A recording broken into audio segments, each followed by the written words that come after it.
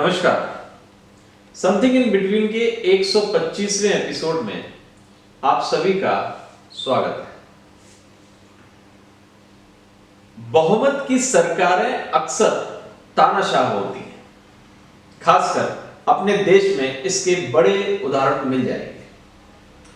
बहुमत की सरकारों के दौरान कई ऐसे मौके आए जब सरकार ने अपनी हेठी में चीजों को बिगाड़ने में अपनी भूमिका निभाई। देश पर थोपा गया आपातकाल, शाहबानो मामले में सुप्रीम कोर्ट के आदेश को पलटना, धरना देने दिल्ली आ रहे अन्ना हजारे को तिहाड़ जेल भेज देना जैसे असंख्य मामले आपको देखने सुनने को मिले। इसी कड़ी में किसान आंदोलन भी आता है। देश में समय समय पर छोटे बड़े किसान आंदोलन होते रहे। जहां तक बड़े किसान आंदोलन का सवाल है तो 4 दशक बाद देश में फिर से बड़ा किसान आंदोलन हो रहा है। करीब 4 दशक पहले साल 1988 में उत्तर प्रदेश किसान आंदोलन का सूत्रधार बना था। अब पंजाब आंदोलन की अगुवाई कर रहा है। तब किसानों के पास महेंद्र सिंह टिकैत जैसा एक अक्खड़ और सर्व स्वीकार्य चेहरा था। ऐसा चेहरा जिसकी अगुवाई में किसानों ने तत्कालीन राजीव सरकार की चूल्हे हिलाकर रख दी थी।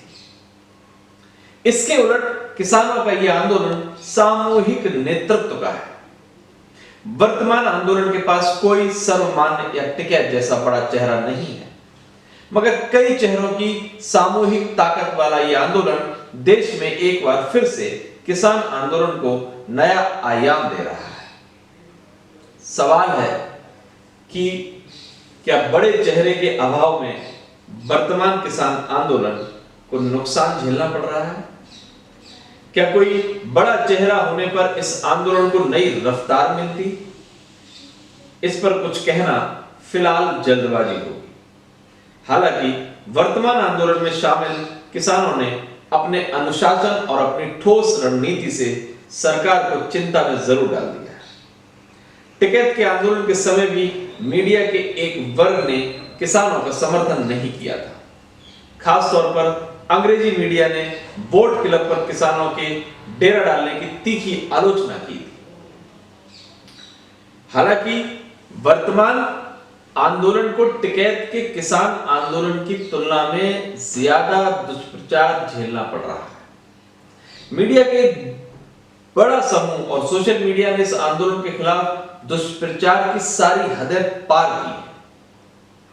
प्रधानमंत्री से लेकर सरकार के कई मंत्रियों तक ने किसानों पर सीधा या परोक्ष हमला बोला, किसानों को भ्रम का शिकार बताया, विपक्ष के उकसावे वाला आंदोलन करार दिया। मगर आंदोलन के स्वरूप के बदलने के बाद दबाव में आई सरकार के सुर भी धीरे बदलते चले गए।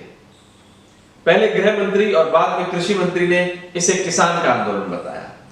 कृषि मंत्री नरेंद्र सिंह तोमर ने आंदोलनरत किसानों की कई मांगों को जायज भी ठहराया। क्या यह आंदोलन भी टिकैत की अगुवाई में हुए आंदोलन की तरह देशव्यापी विस्तार पाएगा? इस सवाल का जवाब इस समय देना मुश्किल है। हालांकि दोनों आंदोलनों में व्यापक समानता है। पुराने आंदोलन में किसानों ने अपनी मांगों के समर्थन में मेरठ कमिश्नरी का करीब 1 महीने तक घेराव किया। जब बात नहीं बनी तो टिकैत के नेतृत्व में बड़ी संख्या में आए किसानों ने वोट क्लब पर एक तरह से कब्जा जमा लिया। पूरी दिल्ली अस्त व्यस्त हो गई। तब तत्कालीन राजीव सरकार ने शुरुआती दौर में किसान आंदोलन को बेहद हल्के में लेने की भूल की थी। वर्तमान आंदोलन में पंजाब के किसानों ने पहले स्थानीय स्तर पर प्रदर्शन किए, फिर रेल रोको अभियान चलाया। इस पर जब बात नहीं बनी तो दिल्ली घेरो अभियान पर बाहर निकले। राजीव सरकार की तरह वर्तमान सरकार ने भी किसान आंदोलन को बेहद हल्के में लिया। पंजाब के किसानों ने उत्तर प्रदेश सहित कुछ अन्य राज्यों के किसानों के समर्थन के बाद दिल्ली को लगभग घेर लिया। जाहिर तौर पर अगर इन किसानों ने दिल्ली का पानी, दूध, सब्जियों की आपूर्ति रोकी तो हालात बिगड़ते देर नहीं लगेगी।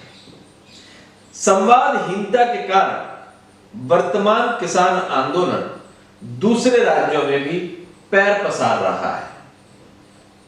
शुरुआत में महज पंजाब तक सीमित इस आंदोलन में इस समय हरियाणा और पश्चिम उत्तर प्रदेश के किसान सक्रिय भागीदारी कर रहे हैं। इन किसानों की देखा देखी राजस्थान, मध्य प्रदेश सहित कई राज्यों में आंदोलन की शुरुआत हो चुकी है। बिहार जैसे राज्यों में एमएसपी और मंडियां खत्म किए जाने संबंधी सवालों को मजबूती मिल रही है। धीरे धीरे यह आंदोलन कृषि क्षेत्र से जुड़े 3 कानून के इतर किसानों के दूसरे मुद्दों को उठाने का भी माध्यम बन रहा है। सरकार को समझना होगा कि किसान की नई पीढ़ी पुरानी पीढ़ी की तरह मुद्दों की कम समझ रखने वाली नहीं है। नई पीढ़ी पढ़ी लिखी है। इस पीढ़ी को अपने नफा नुकसान के कारणों का पता है। राजनीतिक दलों और सत्ता के लिए सुखद ये रहा है कि किसानों के यूनियन सभी राज्यों में मजबूत नहीं है। इसके अलावा किसानों के पास अपना कोई सर्वस्वीकार नेता नहीं है। यही कारण है कि बीते करीब 1 दशक में अलग अलग राज्यों में अलग अलग सवाल पर किसान आंदोलन करते रहे। बीते सालों में मध्य प्रदेश, महाराष्ट्र में बड़े बड़े किसान आंदोलन हुए। तमिलनाडु के किसानों ने अपने पूर्वजों के कंकालों के साथ दिल्ली में प्रदर्शन कर दुनिया का ध्यान खींचा था। अहमदनगर और नासिक के किसानों ने विरोध स्वरूप दूध को सड़कों पर फेंका था। सब्जियों को सड़क पर फेंक कर अपना रोष जताया था। हालांकि एका के अभाव में दूसरे राज्यों के किसानों की इन आंदोलनों में भागीदारी नहीं हुई। मगर इस नए आंदोलन के बाद अलग अलग राज्यों में किसानों की मुखरता बढ़ रही है। अलग अलग राज्यों के किसान यूनियन की जरूरत महसूस कर रहे हैं। जाहिर तौर पर अगर किसान आंदोलन के मर्म को समझते हुए सरकार ने कृषि क्षेत्र के लिए विशेष उपाय नहीं किए तो इस किसान आंदोलन का प्रभाव क्षेत्र बढ़ सकता है। अलग अलग राज्यों के दुखी किसान संगठित होकर विरोध शुरू कर सकते हैं। जाहिर तौर पर अगर ऐसी स्थिति आई तो सरकार के लिए हालात संभालने मुश्किल होंगे। जाहिर तौर पर ऐसी स्थिति में किसानों की मांग की सूची लंबी होती जाएगी।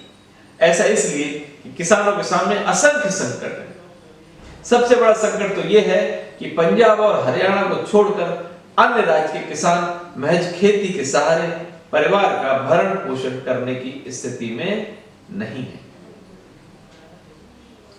नमस्कार।